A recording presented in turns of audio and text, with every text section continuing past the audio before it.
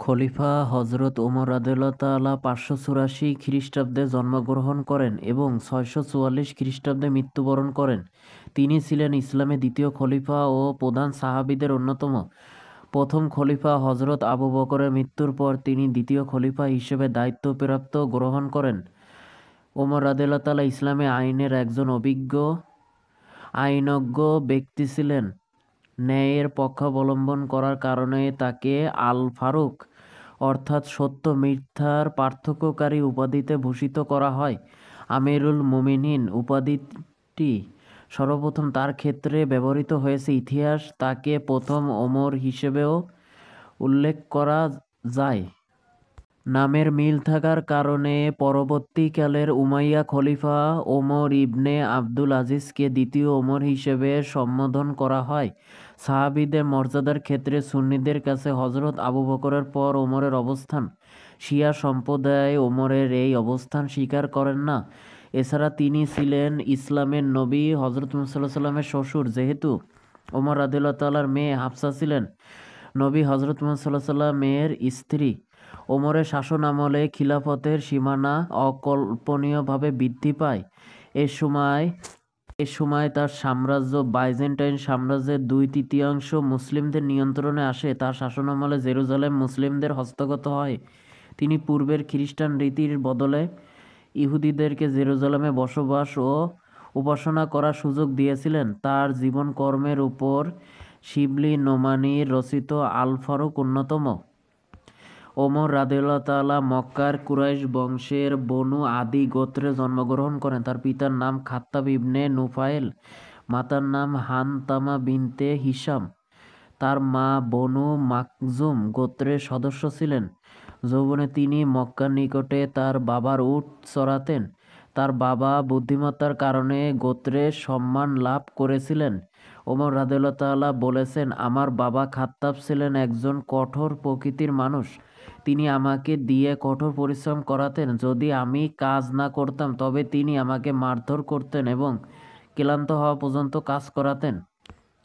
ইসলামের পূর্বে আরবে লেখাপড়ার রীতি তেমন বেশি প্রচলন ছিল না। এরপরও তরুণ বয়সে ওমর লিখতে পড়তে শেখেন। নিজে কবি না হলেও কাব্য সাহিত্যের প্রতি তার আগ্রহ ছিল। কুরাইশ বংশের ঐতিহ্য অনুযায়ী তিনি তার কিশোরে সমরবিদ্যা, অশ্বারোহণ, কুস্তি শেখেন।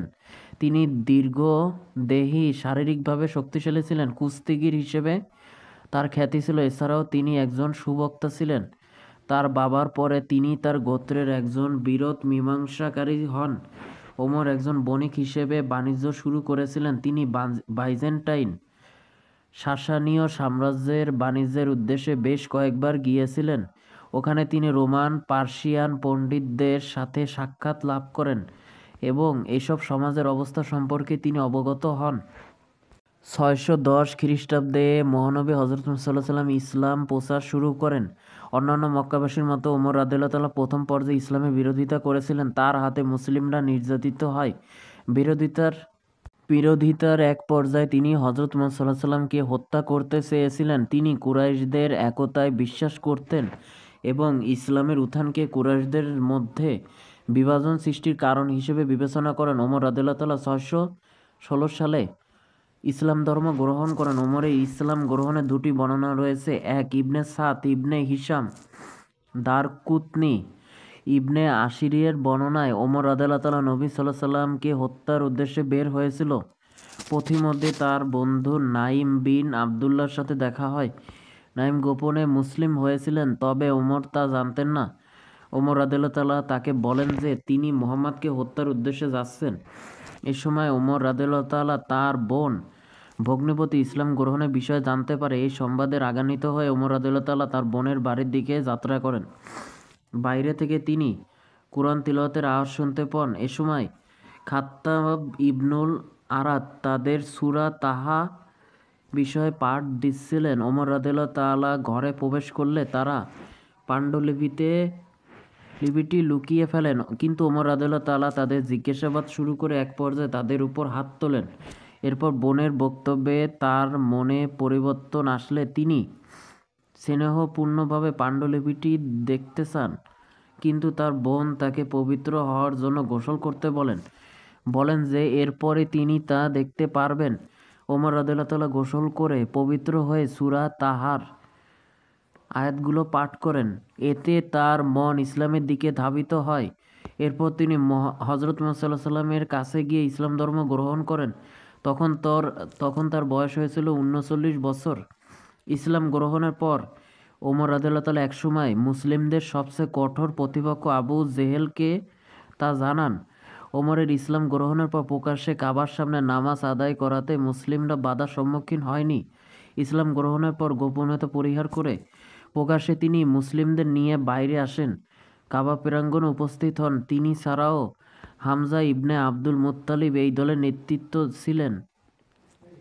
সেদিন হযরত মুহাম্মদ সাল্লাল্লাহু আলাইহি ওয়াসাল্লাম ওমর রাদিয়াল্লাহু তাআলাকে ফারুক উপাধি দেন। তবে আহমদ ইবনে হাম্বল ও ইবনে হিশামের বর্ণনায় ওমরের ইসলাম গ্রহণের আরেকটি ঘটনা এসেছে যে, এক রাতে ওমর রাদিয়াল্লাহু তাআলা হযরত মুহাম্মদ সাল্লাল্লাহু আলাইহি ওয়াসাল্লামকে কাবার প্রাঙ্গণে নামাজরত অবস্থায় অনুসরণ করেছিলেন। তখন তার মুখে কোরআনের বাণী শুনে তার মনে হলো এটি মানব রচিত নয়, এটি ঐশ্বরিক বাণী। তখন তিনি হযরত মুহাম্মদ সাল্লাল্লাহু আলাইহি ওয়াসাল্লামকে জানালেন যে ইসলাম তার অন্তরে প্রবেশ করেছে। ইমাম বুখারী রাদিয়াল্লাহু তাআলা বর্ণনা এসেছিল, ইসলাম গ্রহণের পূর্বে ওমর রাদিয়াল্লাহু তাআলা তার বোন ফাতিমা ভগ্নিপতি সাঈদকে ইসলাম গ্রহণের কারণে দড়ি দিয়ে বেঁধে মারধর করতেন। তবে ইসলাম গ্রহণের পর তিনি ভীত অবস্থায় লোকচক্ষুর আড়ালে ছিলেন।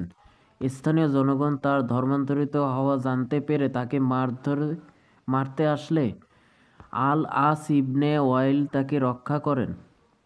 সকল বর্ণনাকারী এ ব্যাপারে একমত। ওমরের ইসলাম গ্রহণে মুসলমানদের মনোবল যথেষ্ট বৃদ্ধি পায়। সহিহ বুখারীর বর্ণনা মতে আবদুল্লাহ ইবনে মাসউদ এ প্রসঙ্গে বলেন, যখন ওমর রাদিয়াল্লাহু তাআলা মুসলিম হন তখন থেকে আমরা সমানভাবে শক্তিশালী হয়েছিলাম, মান সম্মানের সঙ্গে বসবাস করতে পেরেছিলাম।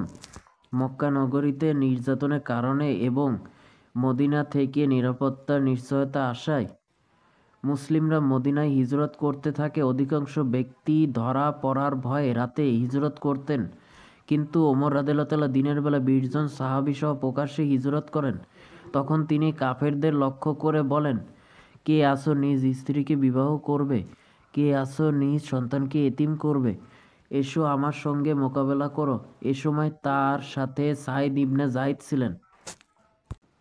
ওমর রাদিয়াল্লাহু তাআলার বাবা ইসলামের ঘোর বিরোধিতা ছিলেন। এজন্য তিনি মহানবী হযরত মুহাম্মদ সাল্লাল্লাহু আলাইহি ওয়াসাল্লামকে তিরস্কার করেন এবং তাকে কটূক্তি করেন। এজন্য হযরত ওমর রাদিয়াল্লাহু তাআলা তার বাবাকে তরোয়াল দিয়ে হত্যা করেন।